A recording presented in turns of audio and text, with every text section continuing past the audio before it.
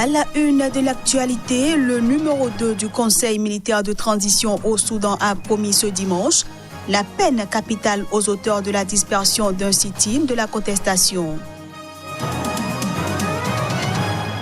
Au Mali, les partis politiques de l'opposition ont dénoncé, entre autres, la prorogation du mandat des députés et la révision constitutionnelle.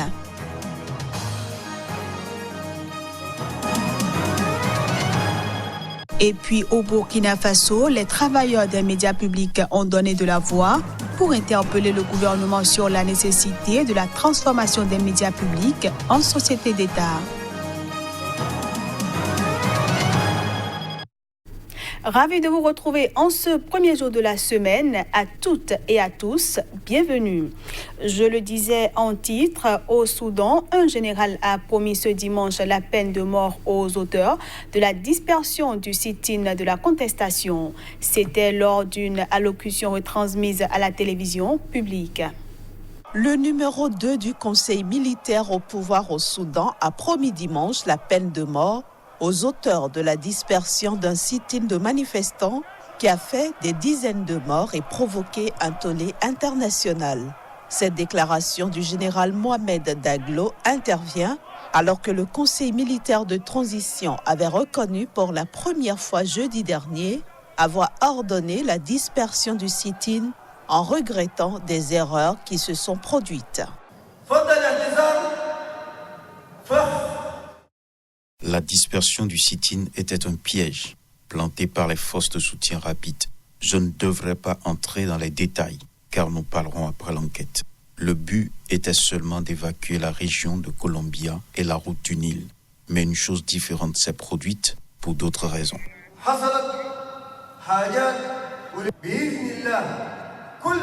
À propos des auteurs de la dispersion du sit-in de la contestation, nous travaillons dur pour envoyer à la pendaison ceux qui ont fait ça. Le général Mohamed Daglo est à la tête des forces de soutien rapide RSF, des paramilitaires accusés par les chefs de la contestation et des ONG d'être à l'origine de la dispersion du sit-in le 3 juin et de la répression qui a suivi. Samedi, le porte-parole de la commission d'enquête militaire sur la dispersion du sit-in, Abdelrahim Badreddine, a indiqué à la télévision d'État que son rapport n'était pas finalisé. Mais il a révélé des conclusions préliminaires selon lesquelles des officiers et des soldats sont entrés sur les lieux du sit-in sans l'ordre de leurs supérieurs. Pendant ce temps, au Sénégal, les forces de l'ordre ont empêché ce vendredi soir la manifestation organisée par l'opposition et des mouvements de la société civile pour dénoncer l'implication d'Aliou Sall, frère du président Macky Sall, dans des contrats d'exploitation des réserves de gaz et de pétrole du pays. Plus de 15 personnes ont été arrêtées par les forces de l'ordre. Reportage Tchèque Berté. Des voitures de police blindées et un nombre impressionnant de policiers aux aguets pour interdire toute présence des citoyens. Voilà le décor de la place des Nations ce vendredi soir, où devait se tenir la grande manifestation de la société civile pour dénoncer la spoliation des ressources pétrolières et gazières. Une impressionnante présence policière qui a tué dans son œuvre les tentatives de rassemblement. Cette peuple ne sera pas accepté du tout. Ce peuple fera face. Le Sénégal n'appartient pas à la famille Faisal. Pour la société civile, cela est inadmissible. Le président Macky Sall devait en tout cas d'éclairer la lanterne des Sénégalais. Il n'a pas fait. Ce qu'il fait, c'est bâillonner le peuple en tout cas, avec sa police qui est là, qui est en train de manifester, qui est en train en tout cas de prendre tous les gens qui sont dans la plateforme de Arlou Nibok pour la sauvegarde et la restauration en tout cas des ressources naturelles du Sénégal. Et c'est désolant de voir un président qui n'a pas été à la hauteur. Sans pancarte, mais les bras croisés en forme de protestation, plusieurs Sénégalais ont ensuite entonné des chants hostiles au régime, comme à bas la répression. Ils ont immédiatement été dispersés par des tirs de gaz lacrymogènes. On voudrait juste demander nos droits par rapport à ces ressources qu'ils sont en train de dilapider. Rien d'autre. Cette manifestation, ils ne devaient pas l'interdire. On a le droit de manifester. On ne peut pas accepter, on n'acceptera pas que la famille présidentielle sale dilapide nos ressources naturelles, notre gaz et notre pétrole. On dit non, on dit non, on dit non. Et on restera dans la rue tant qu'ils ne renoncent pas. Ouais, on demande la démission de Macky Sall et son frère. Pourquoi? Parce qu'il a trahi tout le peuple. Il a trahi le peuple sénégalais, il a trahi tout Africain aujourd'hui. Pourquoi? Parce qu'ils sont en train de piller encore nos ressources. Rappelons qu'à l'origine de cette colère des Sénégalais, un reportage diffusé par la chaîne de télévision BBC qui accuse les frères du président Macky Sall d'avoir reçu des pots de vin dans la concession des contrats pétroliers et gaziers du pays. Au Mali, le Front pour la sauvegarde de la démocratie avec à sa tête le chef de file de l'opposition politique, Soumaïla Cissé et plusieurs autres responsables du Front se sont prononcés sur les grandes questions de la nation. Entre autres, la révision constitutionnelle, l'accord politique, la prorogation pour une deuxième fois du mandat des députés et la crise sécuritaire dans le centre du Mali. Plus de précisions avec Alima Bentouré.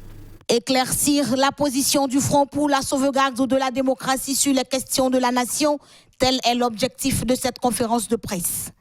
De la révision constitutionnelle à l'accord politique, en passant par la prorogation pour une deuxième fois du mandat des députés et la crise sécuritaire dans le centre du pays, tout a été revu par les responsables du Front pour la sauvegarde de la démocratie. Depuis notre dernière rencontre, l'actualité s'est accélérée, avec les recompositions politiques qui ont abouti à la formation du gouvernement actuel et surtout la reprise, avec une accélération incroyable, des actes de violence qui endeuillent les populations qui se trouvent victimes d'un conflit qui leur est totalement étranger. Pour le FSD, avant tout référendum sur la révision de la Constitution, il faut d'abord assurer l'intégrité du territoire en libérant Kidal. Le FSD s'est aussi prononcé sur sa non-signature de l'accord politique qui a abouti à la formation du gouvernement actuel. Et maintenant que tous les fils du Mali se retrouvent pour sauver leur pays, il faut qu'on puisse ensemble dire non à ce qui n'est pas bon pour le Mali. S'il y a un accord politique, la priorité des priorités doit être la restauration de l'autorité de l'État et de la sécurité sur l'ensemble du territoire national, avant toute autre action. Un gouvernement qui ne peut pas assurer la sécurité de ses citoyens ne peut pas être un gouvernement légitime. Le FSD fustige la faiblesse des enquêtes, l'absence de dialogue et la persistance de l'impunité. Selon le regroupement politique, au cours du premier trimestre 2019, 67 soldats maliens ont été tués et 51 blessés, 4 casques bleus tués et 12 blessés, 43 combattants de l'armée tués et 17 blessés, 333 civils tués et 175 blessés. Du Mali, rendons-nous au Burkina Faso où les travailleurs des médias publics sont en colère. Ils exigent l'application effective de la loi sur l'audiovisuel. Sous l'impulsion de leur syndicat, le SYNATIC, entendez, syndicat autonome des travailleurs de l'information et de la communication, ils ont donné de la voix pour interpeller le gouvernement sur la nécessité de la transformation des médias publics en société d'État. Claude Romba pour le reportage. Les travailleurs des médias publics ont déserté studios et salles de rédaction pour se retrouver en sit-in de quelques heures. Ici, devant la maison de la télévision nationale, objectif, protester contre l'attitude du gouvernement et interpeller celui-ci sur le respect des engagements pris, notamment sur la question de la mutation des éditions de presse Sidoya et de la RTB, Radio et Télévision du Burkina, en société d'État avec l'ensemble du personnel, tel que recommandé par la commission mixte. C'est une protestation. C'est pour dire au gouvernement, c'est juste 3 heures. Ce n'est pas encore la grève, c'est un sit-in. 3 heures pour protester contre la façon dont le dossier est traité. Donc nous espérons qu'à l'issue de ce sit-in, le gouvernement va sérieusement se pencher sur notre dossier. Les agents des médias publics mobilisés de 8h à 11h pour dénoncer ce qu'ils qualifient de manœuvre dilatoire quant à la proposition du gouvernement d'approfondir la réflexion sur la mutation des médias publics en société d'État, une démarche inacceptable selon le SYNATIC. Après plus de 2 années d'études de réflexion sur ces dossiers, les travailleurs sont impatients, ils sont à bout de patience et ils pensent qu'on a suffisamment réfléchi et qu'il faut que le gouvernement soit courageux. Maintenant que les études sont finies, les propositions sont faites, on traîne les pieds pour prendre la décision d'aller à la société d'État. Nous ne comprenons pas cette lenteur-là. Voilà pourquoi nous disons que c'est une roubladée du gouvernement pour encore gagner du temps. Le sit-in de 48 heures n'est qu'un avertissement au gouvernement, prévient le Sinatic qui, par ailleurs, demande à ses militants de se mobiliser davantage pour la satisfaction de leur plateforme. On passe à présent à la revue de presse Afrique.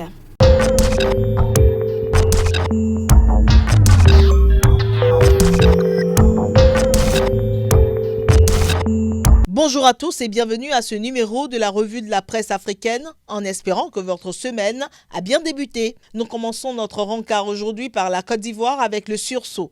Situation sociopolitique de 1999 à 2019, d'étranges révélations sur Henri Konan Bédié, des vérités jamais révélées. Succession de Ouattara, les forces et faiblesses de Gon Coulibaly.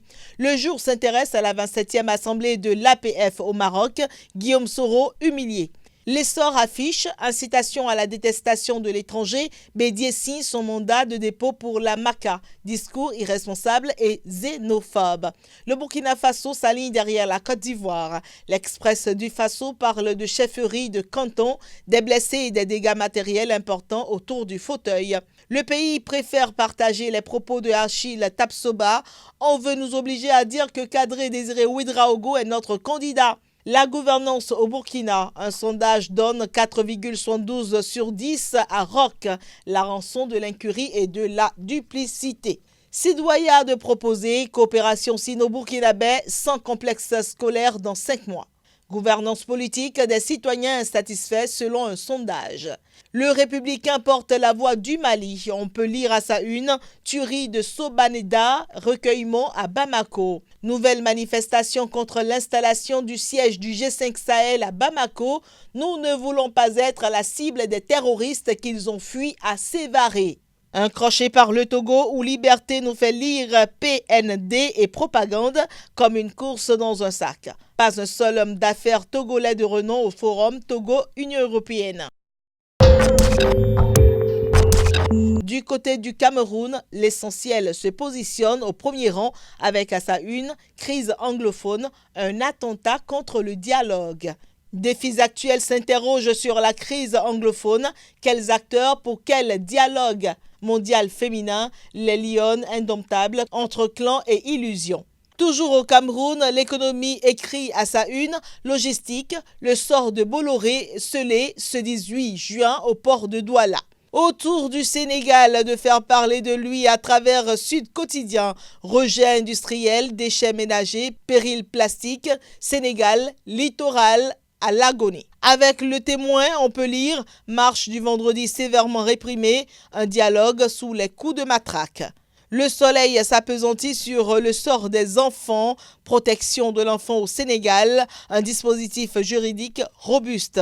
Dans un autre registre, le quotidien numérique se penche sur la série de kidnappings au Ghana, le leader de l'opposition dans les mailles de la police.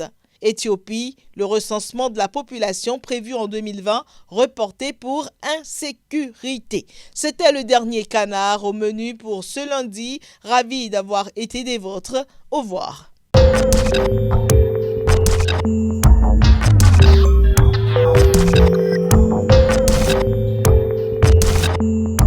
Et c'est la fin de cette édition que je vous remercie d'avoir suivi. Excellente semaine à tous en compagnie des programmes de Sika TV.